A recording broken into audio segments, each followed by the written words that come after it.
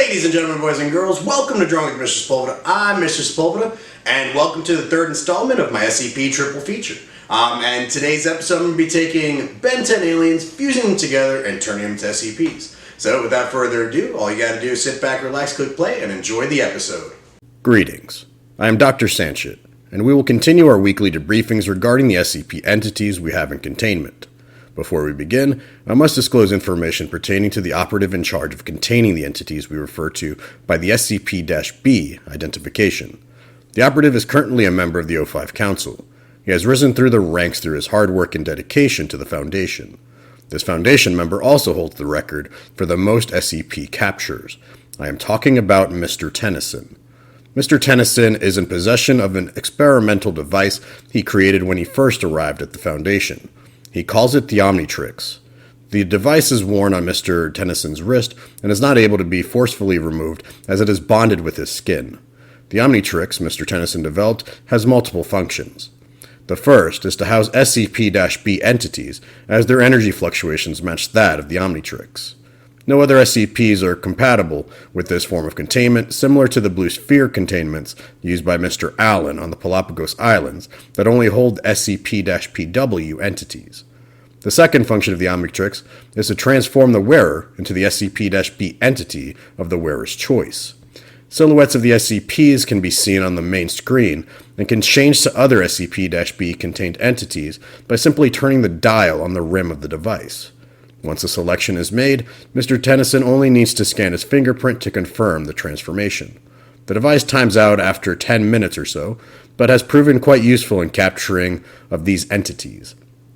With the information now disclosed to you all, we can begin to discuss 3 entities that have been recently captured by Mr. Tennyson.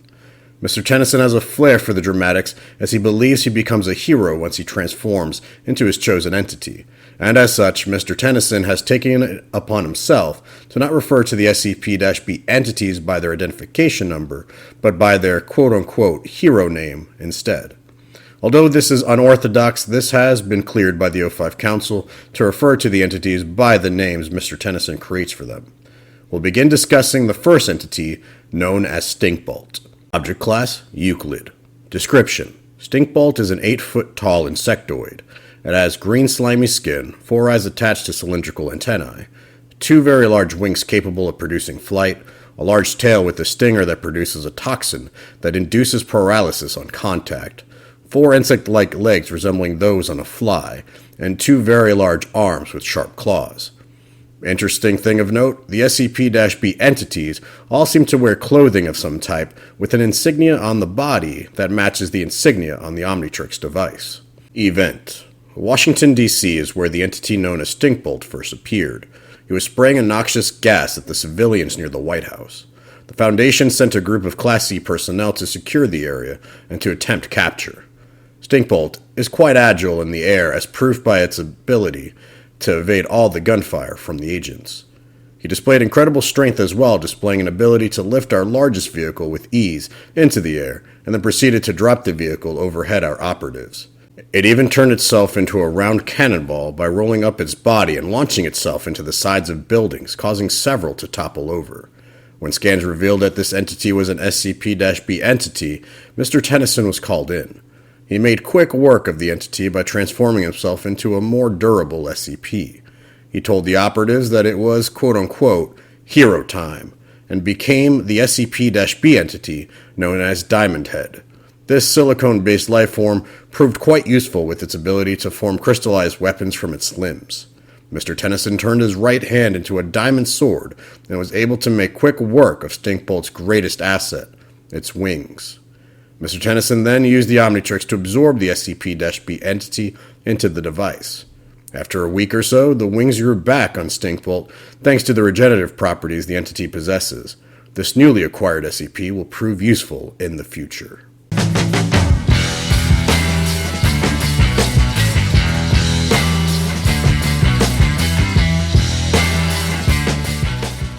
The next entity appeared in the populated city of New York. Mr. Tennyson calls this SCP-B entity Upchill.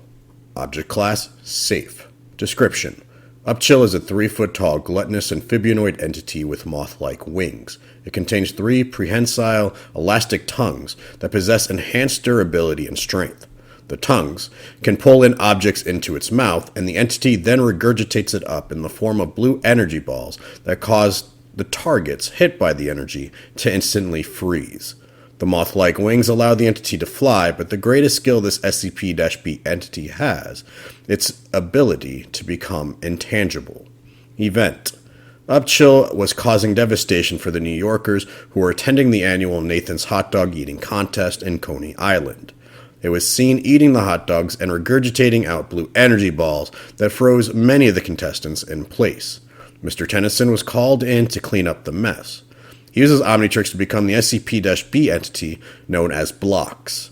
Blocks is a life form that can reshape itself, build constructs from the building blocks that make up its body, stretch out its arms, create explosive building blocks, and is quite durable. Mr. Tennyson attempted capture by reconfiguring his building block body into a dome. This didn't hold Upchill in the slightest. Once cornered, Upchill used its ability to become intangible and phased right through Mr. Tennyson. Upchill then attempted to pull in Mr. Tennyson into its mouth by using its tongues, but only managed to swallow a few loose building blocks. Mr. Tennyson then used his explosive blocks as projectiles, which he refers to as his blocks lobbers. The explosion startled Upchill, and it lost its focus to maintain its intangible body. Mr. Tennyson then swooped in and used his Omnitrix to contain the entity.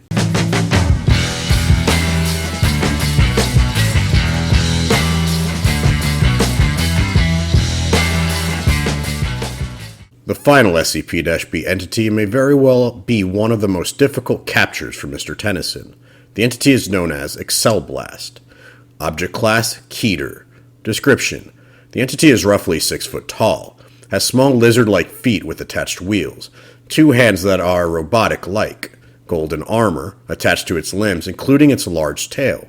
The skin of the entity seems to be crackly, like magma, and one notable feature is its flaming head. Excelblast can do incredible things. It can move at great speeds, making it difficult to strike, locate, contain, and more. It can scale walls at great speeds, run on top of water, is seemingly fire and water resistant, and can generate and emit enough heat to instantly melt metal in seconds. Event: the entity known as Excelblast was first seen in Los Angeles, California. The entity used its incredible speed to race around the city. The entity is responsible for several known car accidents and several fire-related incidents. Scorch marks mimicking small tires were seen on the sides of buildings, on sidewalks, over grass, and other areas where it would be seemingly impossible for flaming tire marks to appear. The most peculiar reporting involved fast food restaurants, specifically the Burger Shack and Mr. Smoothie, having all their meals eaten. Similar reports have followed every destination that Excelblast visited. The first encounter the Foundation had face-to-face with the entity proved that we were not prepared for its unique skill set. When the Foundation cornered Excelblast in Ontario, the entity showed just how fast it could move by running over the water in Lake Ontario. Other encounters also proved futile. At one point, we believed that an assault with a long-range thermal-seeking missiles would overwhelm the entity. However, using missiles just seemed to make it more powerful. Excelblast absorbed the heat from the explosions and turned it back on our own forces. It wasn't until our third encounter that we determined that this was an SCP-B variety, and Mr. Tennyson was called in. Mr. Tennyson had difficulties with capturing the entity as well. His heroes, Armadillo, Ghost Freak, and Echo Echo, proved insignificant in comparison to the speed and power of Excelblast. By Mr. Tennyson's 15th encounter, he acquired an SCP-B entity that he believed could contend with Excelblast. It is the entity he calls Swamp Star. Swamp Star is a plant and mineral-based entity. The entity is approximately 5 feet 9 inches tall. It has a floating head composed of unknown metallic minerals. Like other SCPs of the B variety, Swamp Star wears clothing that has an identical insignia to that of Mr. Tennyson's Omnitrix. The entity's limbs are plant-like, can stretch, retract, multiply, and regenerate. The entity is also capable of creating fireballs, and can attract, repel, and magnetize all metal substances. In addition to the aforementioned abilities, the entity's best suited capability is its immunity to fire. Swamp Star's encounter with Excelblast was short-lived. Excel Blast made the first move by closing the gap between it and Swamp Star, and following up with the flamethrower-like attack. The flames had no effect on Swamp Star. Mr. Tennyson then used his arms to stretch around and constrain Excel Blast. Excel Blast spun around quickly, forming a twister that ripped off Mr. Tennyson's arms. Excel Blast then attempted to speed off, but Mr. Tennyson was ready.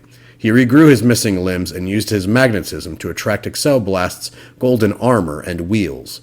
Mr. Tennyson slammed Excel Blast to the ground multiple times and then absorbed the entity into his Omnitrix. This entity is a tremendous win for the Foundation. That is all for today. If you wish to learn more about the SCP-B entities or about other SCPs we house at this Foundation or others across the globe, be sure to file your request in writing and place it in the suggestion box below. This is Dr. Sanchit bidding you farewell.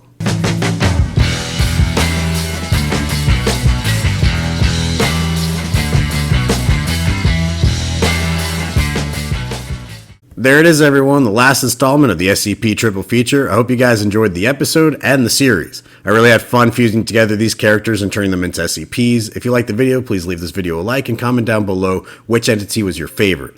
Mine had to be Stinkbolt. If you have great ideas that I should try out for another video, leave those in the comments down below as well. And if you are new to this channel, please consider subscribing if you want to see more story and Speedpaint videos. Maybe I'll see you all this upcoming Thursday for a live stream as I try to design Swamp Star. Otherwise, I'll catch y'all next Tuesday as we continue diving into my S-Verse Chronicle series with part 2 of the Gods and Champions War. I'll catch you then. Y'all have a good one. Take care. Bye-bye.